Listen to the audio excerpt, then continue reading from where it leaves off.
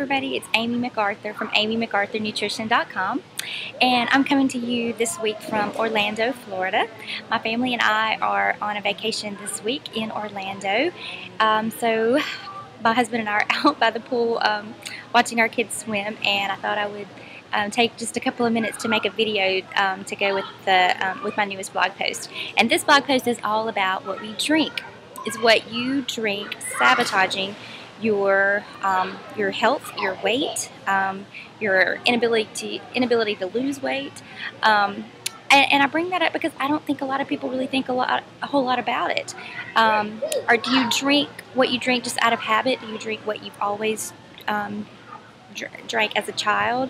And do you ever think about how many calories it has in it?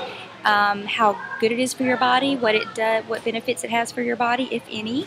I see clients all the time that drink a lot of things that provide so many calories and nothing else. So they really do nothing nutritionally for your body, but they add tons of calories.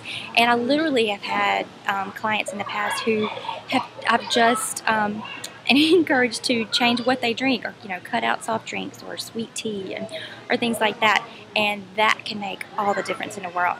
That can cut out so many calories. So what should you be drinking?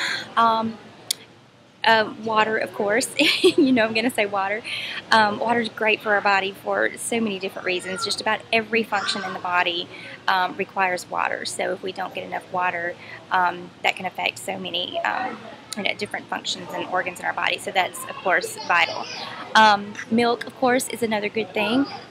Milk, of course, provides calories, but it also provides lots of protein and calcium. So there are lots of benefits from milk, but you don't want to overdo it with anything that has calories if you're trying to control your weight.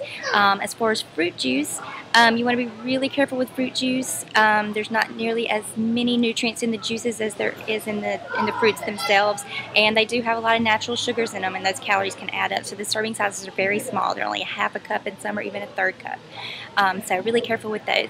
But water, as much water as you can get, of course, especially this time of the year when it's so hot.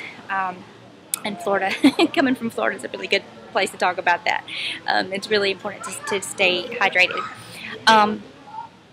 But just there are other ways that you can flavor the water. You can add lemon or lime or things like that, and there are different types of flavored waters. You can try teas, unsweetened teas, and there are different flavors of that, so those are all really good too. But just try to get your calories from the foods that you eat, because those are the things that are going to fill you up. If you get all of your calories from drinks, they're not going to fill you up. You're still going to be hungry. You're still going to have some calories from food, and you're just going to overdo it with the calories.